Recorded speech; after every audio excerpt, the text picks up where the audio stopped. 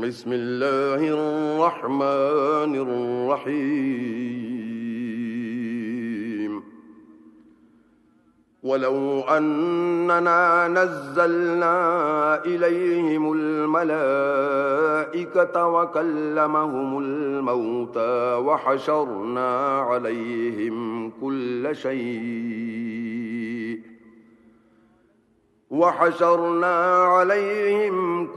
شيء قبلا ما كانوا ليؤمنوا إلا أن يشاء الله ولكن أكثرهم يجهلون وكذلك جعلنا لكل نبي عدوا شياطين الإنس والجن يوحي بعضهم إلى بعض زخرف القول غرورا ولو شاء ربك ما فعلوه فذرهم وما يفترون ولتصغى إليه أفئدة الذين لا يؤمنون بالآخرة وليرضوه وليقترفوا ما هم مقترفون أفغير الله أبتغي حكما وهو الذي أنزل إليكم الكتاب مفصلا والذين آتيناهم الكتاب يعلمون أنه منزل من ربك بالحق فلا تكونن من الممترين وتمت كلمة ربك صدقا وعدلا لا مبدل لكلماته وهو السميع العليم وإن تطع أكثر من في الأرض يضلوك عن سبيل الله إن يتبعون إلا الظن وإن هم إلا يخرصون إن ربك هو أعلم من يضل عن سبيله وهو أعلم بالمهتدين فكلوا مما ذكر اسم الله عليه إن كنتم بآياته مؤمنين وما لكم ألا تأكلوا مما ذكر اسم الله عليه وقد فصل لكم ما حرم عليكم إلا ما اضطررتم إليه وإن كثيرا ليضلون بأهوائهم بغير علم إن ربك هو أعلم بالمعتدين وذروا ظاهر الإثم وباطنه إن الذين يكسبون الإثم سيجزون بما كانوا يقترفون ولا تأكلوا مما لم يذكر اسم الله عليه وإنه لفسق وإن الشياطين ليوحون إلى أوليائهم ليجادلوكم وإن أطعتموهم إنكم لمشركون أومن كان ميتا فأحييناه وجعلنا له نورا يمشي به في الناس كمن مثله في الظلمات ليس بخارج منها كذلك زين للكافرين ما كانوا يعملون وكذلك جعلنا في كل قرية أكابر مجرميها ليمكروا فيها وما يمكرون إلا بأنفسهم وما يشعرون وإذا جاءتهم آية قالوا لن نؤمن حتى نؤتى مثل ما أوتي رسل الله أعلم حيث يجعل رسالته سيصيب الذين أجرموا صغار عند الله وعذاب شديد بما كانوا يمكرون فمن يرد الله أن يهديه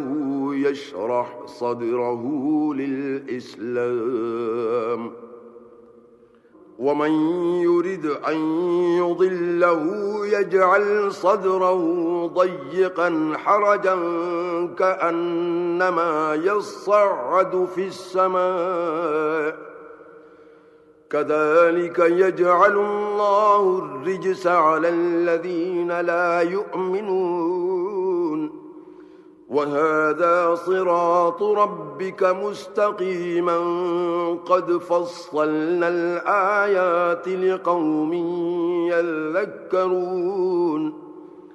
لهم دار السلام عند ربهم وهو وليهم بما كانوا يعملون ويوم يحشرهم جميعا يا معشر الجن قد استكثرتم من الإنس وقال أولياؤهم من الإنس ربنا استمتع بعضنا ببعض وبلغنا أجلنا الذي أجلت لنا قال النار مثواكم خالدين فيها إلا ما شاء الله إن ربك حكيم عليم وكذلك نولي بعض الظالمين بعضا بما كانوا يكسبون يا معشر الجن والإنس ألم يأتكم رسل منكم يقصون عليكم آياتي وينذرونكم لقاء يومكم هذا قالوا شهدنا على أنفسنا وغرتهم الحياة الدنيا وشهدوا على أنفسهم أنهم كانوا كافرين ذلك أن لم يكن ربك مهلك القرى بظلم وأهلها غافلون ولكل درجات مما عملوا وما ربك بغافل عما يعملون وربك الغني ذو الرحمة إن يشأ يذهبكم ويستخلف من بعدكم ما يشاء كما أنشأكم من ذرية قوم آخرين إنما توعدون لآت وما أنتم بمعجزين قل يا قوم اعملوا على مكانتكم إني عامل فسوف تعلمون من تكون له عاقبة الدار إنه لا يفلح الظالمون وجعلوا لله مما ذرأ من الحرث والأنعام نصيبا فقالوا هذا لله بزعمهم وهذا لشركائنا فما كان لشركائهم فلا يصل إلى الله وما كان لله فهو يصل إلى شركائهم ساء ما يحكمون وكذلك زين لكثير من المشركين قتل أولادهم شركاؤهم ليردوهم وليلبسوا عليهم دينهم ولو شاء الله ما فعلوه فذرهم وما يفترون وقالوا هذه أنعام وحرث حجر لا يطعمها إلا من نشاء بزعمهم وأنعام حرمت ظهورها وأنعام لا يذكرون اسم الله عليها افتراء عليه سيجزيهم بما كانوا يفترون وقالوا ما في بطون هذه الأنعام خالصة لذكورنا ومحرم على أزواجنا وإن يكن ميتة فهم فيه شركاء سيجزيهم وصفهم إنه حكيم عليم قد خسر الذين قتلوا أولادهم سفها بغير علم وحرموا ما رزقهم الله افتراء على الله قد ضلوا وما كانوا مهتدين وهو الذي أنشأ جنات معروشات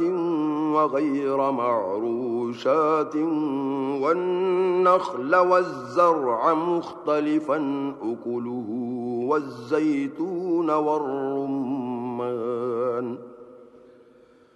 والزيتون والرمان متشابها وغير متشابه كلوا من ثمره إذا أثمر وآتوا حقه يوم حصاده ولا تسرفوا إنه لا يحب المسرفين ومن الأنعام حمولة وفرشا كلوا مما رزقكم الله ولا تتبعوا خطوات الشيطان إنه لكم عدو مبين 8 أزواج من الضأن 2 ومن المعز 2 قل أذكرين حرم أم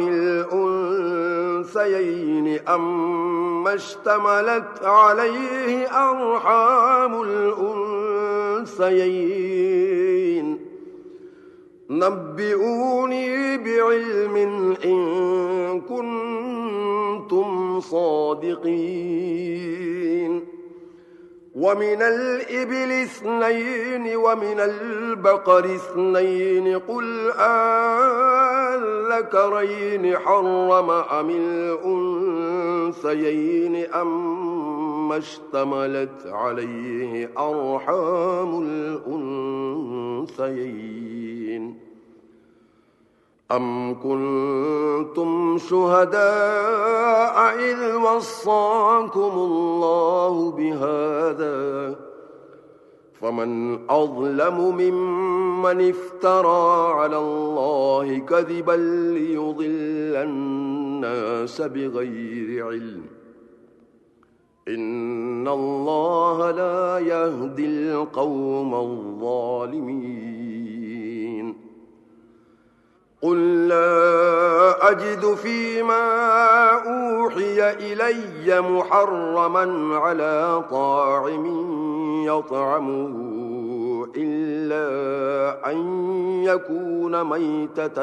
أو دما مسفوحا أو لحم خنزير فإنه رجس أو فسقا أهل لغير الله به فمن اضطر غير باغ ولا عاد فإن ربك غفور رحيم وعلى الذين هادوا حرمنا كل ذي ظفر ومن البقر والغنم حرمنا عليهم شحومهما إلا ما حملت ظهورهما أو الحوايا أو ما اختلط بعظم ذلك جزيناهم ببغيهم وإنا لصادقون فإن كذبوك فقل ربكم ذو رحمة واسعة ولا يرد بأسه عن القوم المجرمين سيقول الذين أشركوا لو شاء الله ما أشركنا ولا آباؤنا ولا حرمنا من شيء كذلك كذب الذين من قبلهم حتى ذاقوا بأسنا قل هل عندكم من علم فتخرجوه لنا إن تتبعون إلا الظن وإن أنتم إلا تخرصون قل فلله الحجة البالغة فلو شاء لهداكم أجمعين قل هلم شهداءكم الذين يشهدون أن الله حرم هذا فإن شهدوا فلا تشهد معهم ولا تتبع أهواء الذين كذبوا بآياتنا والذين لا يؤمنون بالآخرة وهم بربهم يعدلون قل تعالوا أتل ما حرم ربكم عليكم ألا تشركوا به شيئا وبالوالدين إحسانا ولا تقتلوا أولادكم من إملاق نحن نرزقكم وإياهم ولا تقربوا الفواحش ما ظهر منها وما بطن ولا تقتلوا النفس التي حرم الله إلا بالحق ذلكم وصاكم به لعلكم تعقلون ولا تقربوا مال اليتيم إلا بالتي هي أحسن حتى يبلغ أشده وأوفوا الكيل والميزان بالقسط لا نكلف نفسا إلا وسعها وإذا قلتم فاعدلوا ولو كان ذا قربى وبعهد الله أوفوا ذلكم وصاكم به لعلكم تذكرون وأن هذا صراطي مستقيما فاتبعوه ولا تتبعوا السبل فتفرق بكم عن سبيله ذلكم وصاكم به لعلكم تتقون ثم آتينا موسى الكتاب تماما على الذي أحسن وتفصيلا لكل شيء وهدى ورحمة لعلهم بلقاء ربهم يؤمنون وهذا كتاب أنزلناه مبارك فاتبعوه واتقوا لعلكم ترحمون أن تقولوا إنما أنزل الكتاب على طائفتين من قبلنا وإن كنا عن دراستهم لغافلين أو تقولوا لو أنا أنزل علينا الكتاب لكنا أهدى منهم فقد جاءكم بينة من ربكم وهدى ورحمة فمن أظلم ممن كذب بآيات الله وصدف عنها سنجزي الذين يصدفون عن آياتنا سوء العذاب بما كانوا يصدفون هل ينظرون إلا أن تأتيهم الملائكة أو يأتي ربك أو يأتي بعض آيات ربك يوم يأتي بعض آيات ربك لا ينفع نفسا إيمانها لم تكن آمنت من قبل أو كسبت في إيمانها خيرا قل انتظروا إنا منتظرون إن الذين فرقوا دينهم وكانوا شيعا لست منهم في شيء إنما أمرهم إلى الله ثم ينبئهم بما كانوا يفعلون من جاء بالحسنة فله عشر أمثالها ومن جاء بالسيئة فلا يجزى إلا مثلها وهم لا يظلمون قل إنني هداني ربي إلى صراط مستقيم دينا قيما ملة إبراهيم حنيفا وما كان من المشركين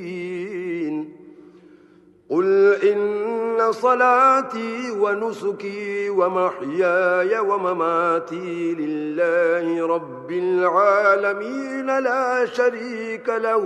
وبذلك أمرت وأنا أول المسلمين قل أغير الله أبغي ربا وهو رب كل شيء ولا تكسب كل نفس إلا عليها ولا تزر وازرة وزر أخرى ثم إلى ربكم مرجعكم فينبئكم بما كنتم فيه تختلفون وهو الذي جعلكم خلائف الأرض ورفع بعضكم فوق بعض درجات ليبلوكم فيما آتاكم إن ربك سريع العقاب وإنه لغفور رحيم بسم الله الرحمن الرحيم ألف لام ميم صاد كتاب أنزل إليك فلا يكن في صدرك حرج منه لتنذر به وذكرى للمؤمنين اتبعوا ما أنزل إليكم من ربكم ولا تتبعوا من دونه أولياء قليلا ما تذكرون وكم من قرية أهلكناها فجاءها بأسنا بياتا أو هم قائلون فما كان دعواهم إذ جاءهم بأسنا إلا أن قالوا إنا كنا ظالمين فلنسألن الذين أرسل إليهم ولنسألن المرسلين فلنقصن عليهم بعلم وما كنا غائبين والوزن يومئذ الحق فمن ثقلت موازينه فأولئك هم المفلحون ومن خفت موازينه فأولئك الذين خسروا أنفسهم بما كانوا بآياتنا يظلمون ولقد مكناكم في الأرض وجعلنا لكم فيها معايش قليلا ما تشكرون ولقد خلقناكم ثم صورناكم ثم قلنا للملائكة اسجدوا لآدم فسجدوا إلا إبليس لم يكن من الساجدين قال ما منعك ألا تسجد إذ أمرتك قال أنا خير منه خلقتني من نار وخلقته من طين قال فاهبط منها فما يكون لك أن تتكبر فيها فاخرج إنك من الصاغرين قال أنظرني إلى يوم يبعثون قال إنك من المنظرين قال فبما أغويتني لأقعدن لهم صراطك المستقيم ثم لآتينهم من بين أيديهم ومن خلفهم وعن أيمانهم وعن شمائلهم ولا تجد أكثرهم شاكرين قال اخرج منها مذءوما مدحورا لمن تبعك منهم لأملأن جهنم منكم أجمعين ويا آدم اسكن أنت وزوجك الجنة فكلا من حيث شئتما ولا تقربا هذه الشجرة فتكونا من الظالمين فوسوس لهما الشيطان ليبدي لهما ما وري عنهما من سوآتهما وقال ما نهاكما ربكما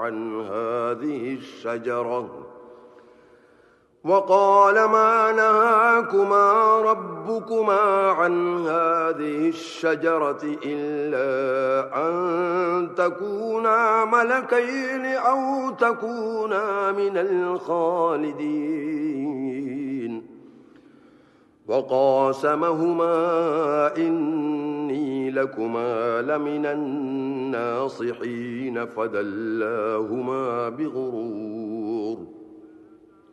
فلما ذاقا الشجرة بدت لهما سوآتهما وطفقا يخصفان عليهما من ورق الجنة وناداهما ربهما ألم أنهكما عن تلكما الشجرة وأقل لكما إن الشيطان لكما عدو مبين قالا ربنا ظلمنا أنفسنا وإن لم تغفر لنا وترحمنا لنكونن من الخاسرين قال اهبطوا بعضكم لبعض عدو ولكم في الأرض مستقر ومتاع إلى حين قال فيها تحيون وفيها تموتون ومنها تخرجون يا بني آدم قد أنزلنا عليكم لباسا يواري سوآتكم وريشا ولباس التقوى ذلك خير ذلك من آيات الله لعلهم يذكرون يا بني آدم لا يفتننكم الشيطان كما أخرج أبويكم من الجنة ينزع عنهما لباسهما ليريهما سوآتهما إنه يراكم هو وقبيله من حيث لا ترونهم إنا جعلنا الشياطين أولياء للذين لا يؤمنون وإذا فعلوا فاحشة قالوا وجدنا عليها آباءنا والله أمرنا بها قل إن الله لا يأمر بالفحشاء أتقولون على الله ما لا تعلمون قل أمر ربي بالقسط وأقيموا وجوهكم عند كل مسجد وادعوه مخلصين له الدين كما بدأكم تعودون فريقا هدى وفريقا حق عليهم الضلالة إنهم اتخذوا الشياطين أولياء من دون الله ويحسبون أنهم مهتدون يا بني آدم خذوا زينتكم عند كل مسجد وكلوا واشربوا ولا تسرفوا إنه لا يحب المسرفين قل من حرم زينة الله التي أخرج لعباده والطيبات من الرزق قل هي للذين آمنوا في الحياة الدنيا خالصة يوم القيامة كذلك نفصل الآيات لقوم يعلمون قل إنما حرم ربي الفواحش ما ظهر منها وما بطن والإثم والبغي بغير الحق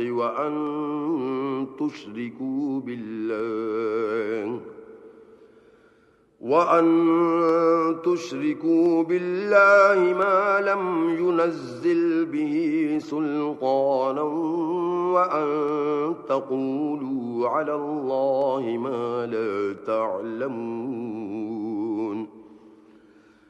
ولكل أمة أجل فإذا جاء أجلهم لا يستأخرون ساعة ولا يستقدمون يا بني آدم إما يأتينكم رسل منكم يقصون عليكم آياتي فمن اتقى وأصلح فلا خوف عليهم ولا هم يحزنون والذين كذبوا بآياتنا واستكبروا عنها أولئك أصحاب النار هم فيها خالدون فمن أظلم ممن افترى على الله كذبا أو كذب بآياته أولئك ينالهم نصيبهم من الكتاب حتى إذا جاءتهم رسلنا يتوفونهم قالوا أين ما كنتم تدعون من دون الله قالوا ضلوا عنا وشهدوا على أنفسهم أنهم كانوا كافرين قال ادخلوا في قد خلت من قبلكم من الجن والإنس في النار كلما دخلت أمة لعنت أختها حتى إذا اداركوا فيها جميعا قالت أخراهم لأولاهم ربنا هؤلاء أضلونا فآتهم عذابا ضعفا من النار قال لكل ضعف ولكن لا تعلمون وقالت أولاهم لأخراهم فما كان لكم علينا من فضل فذوقوا العذاب بما كنتم تكسبون إن الذين كذبوا بآياتنا واستكبروا عنها لا تفتح لهم أبواب السماء ولا يدخلون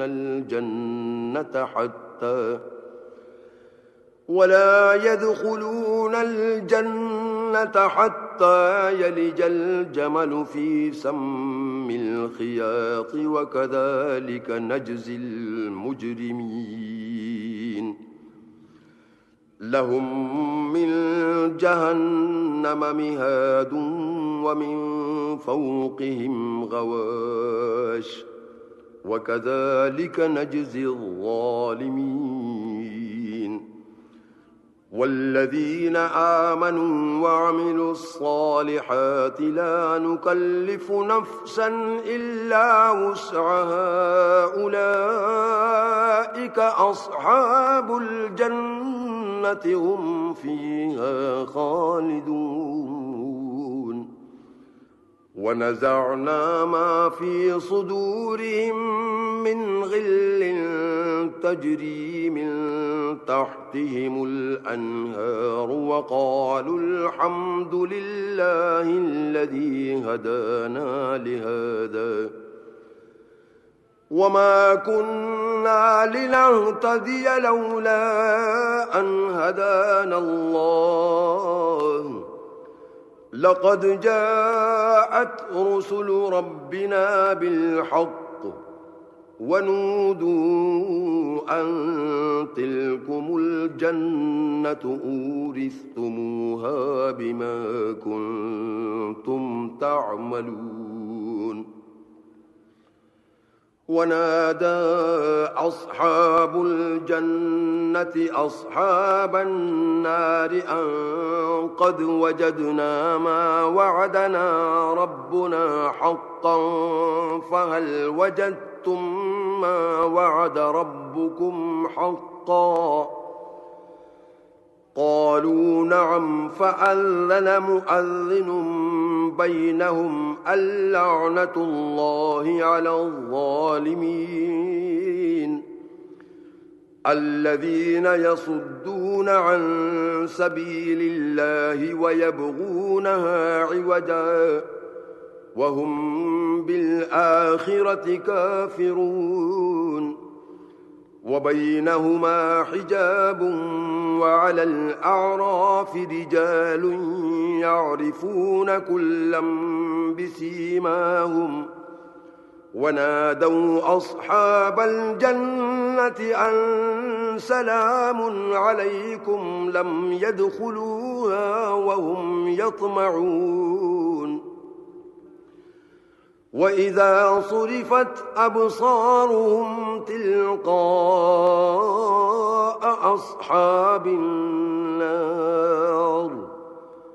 قالوا ربنا لا تجعلنا مع القوم الظالمين ونادى أصحاب الأعراف رجالا يعرفونهم بسيماهم قالوا ما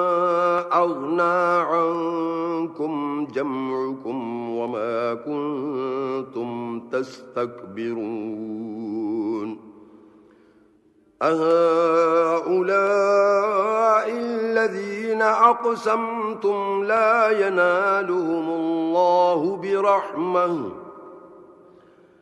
ادخلوا الجنة لا خوف عليكم ولا أنتم تحزنون ونادى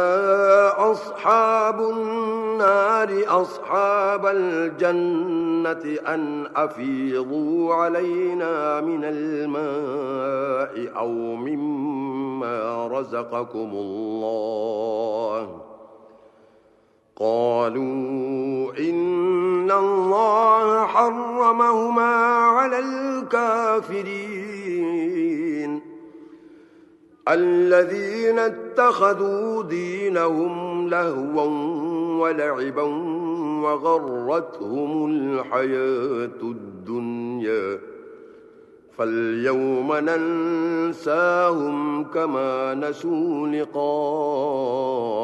يومهم هذا وما كانوا بآياتنا يجحدون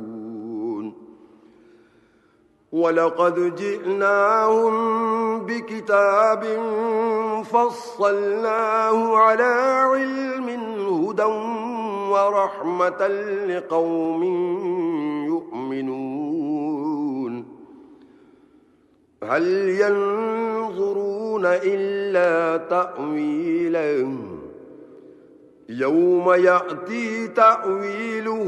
يقول الذين نسوه من قبل قد جاءت رسل ربنا بالحق فهل لنا من شفعاء فيشفعوا لنا أو نرد فنعمل غير الذي كنا نعمل قد خسروا أنفسهم وضل عنهم ما كانوا يفترون إن ربكم الله الذي خلق السماوات والأرض في 6 أيام ثم استوى على العرش يغشي الليل النهار يطلبه حثيثا والشمس والقمر والنجوم مسخرات بأمره ألا له الخلق والأمر تبارك الله رب العالمين ادعوا ربكم تضرعا وخفية إنه لا يحب المعتدين ولا تفسدوا في الأرض بعد إصلاحها وادعوه خوفا وطمعا إن رحمة الله قريب من المحسنين وهو الذي يرسل الرياح بشرا بين يدي رحمته حتى إذا أقلت سحابا ثقالا سقناه لبلد ميت فأنزلنا به الماء فأخرجنا به من كل الثمرات كذلك نخرج الموتى لعلكم تذكرون والبلد الطيب يخرج نباته بإذن ربه والذي خبث لا يخرج إلا نكدا كذلك نصرف الآيات لقوم يشكرون لقد أرسلنا نوحا إلى قومه فقال يا قوم اعبدوا الله ما لكم من إله غيره إني أخاف عليكم عذاب يوم عظيم قال الملأ من قومه إن إنا لنراك في ضلال مبين قال يا قوم ليس بي ضلالة ولكني رسول من رب العالمين أبلغكم رسالات ربي وأنصح لكم وأعلم من الله ما لا تعلمون أوعجبتم أن جاءكم ذكر من ربكم على رجل منكم لينذركم ولتتقوا ولعلكم ترحمون فكذبوه فأنجيناه والذين معه في الفلك وأغرقنا الذين كذبوا بآياتنا إنهم كانوا قوما عمين وإلى عاد أخاهم هودا قال يا قوم اعبدوا الله ما لكم من إله غيره أفلا تتقون قال الملأ الذين كفروا من قومه إنا لنراك في سفاهة وإنا لنظنك من الكاذبين قال يا قوم ليس بي سفاهة ولكني رسول من رب العالمين أبلغكم رسالات ربي وأنا لكم ناصح أمين أوعجبتم أن جاءكم ذكر من ربكم على رجل منكم لينذركم واذكروا إذ جعلكم خلفاء من بعد قوم نوح وزادكم في الخلق بسطة فاذكروا آلاء الله لعلكم تفلحون قالوا أجئتنا لنعبد الله وحده ونذر ما كان يعبد آباؤنا فأتنا بما تعدنا إن كنت من الصادقين قال قد وقع عليكم من ربكم رجس وغضب أتجادلونني في أسماء سميتموها أنتم وآباؤكم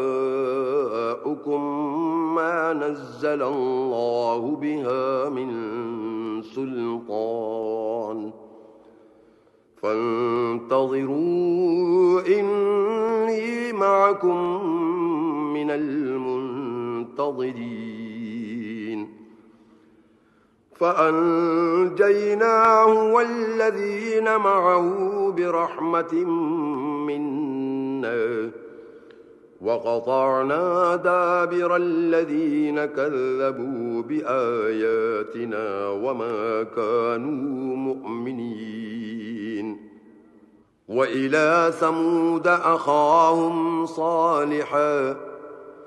قال يا قوم اعبدوا الله ما لكم من إله غيره قد جاءتكم بينة من ربكم هذه ناقة الله لكم آية فذروها تأكل في أرض الله ولا تمسوها بسوء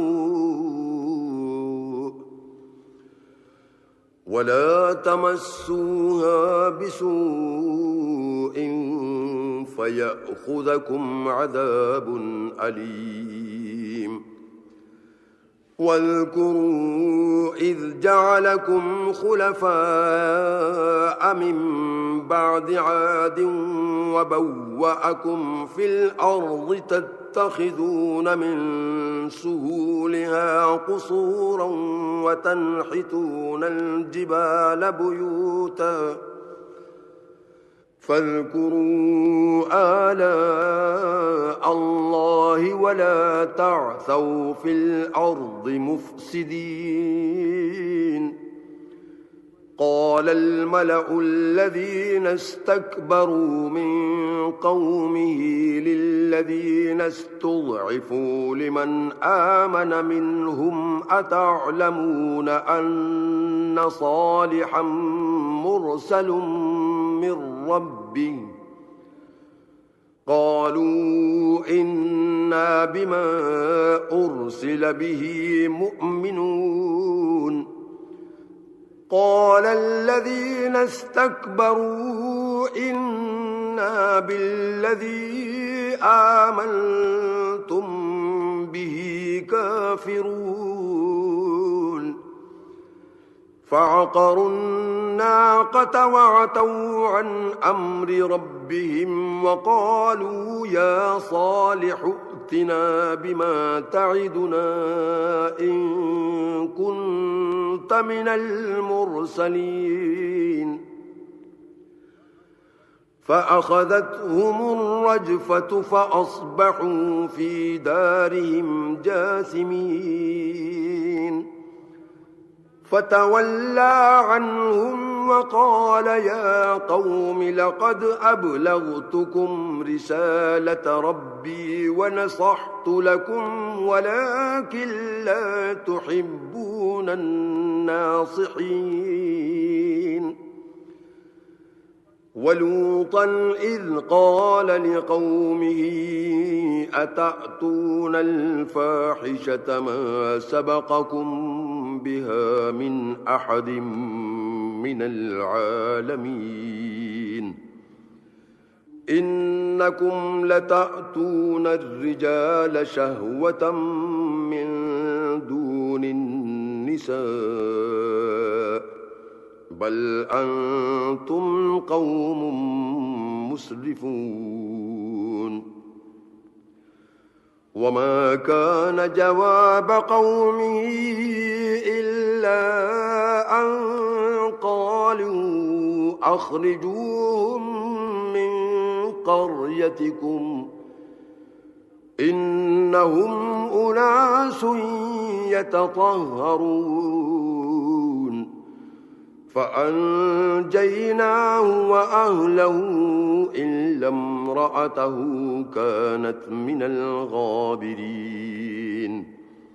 وأمطرنا عليهم مطرا فانظر كيف كان عاقبة المجرمين وإلى مدين أخاهم شعيبا قال يا قوم اعبدوا الله ما لكم من إله غيره قد جاءتكم بينة من ربكم فأوفوا الكيل والميزان ولا تبخسوا الناس أشياءهم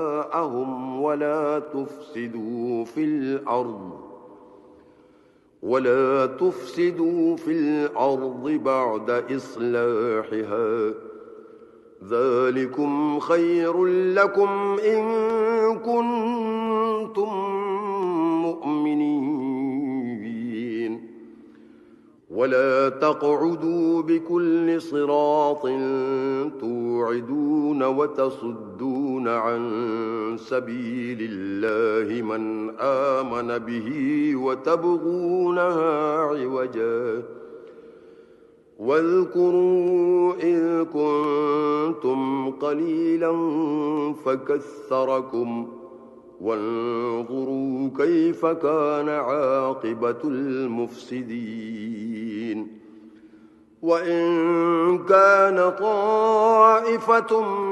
منكم منكم آمنوا بالذي أرسلت به وطائفة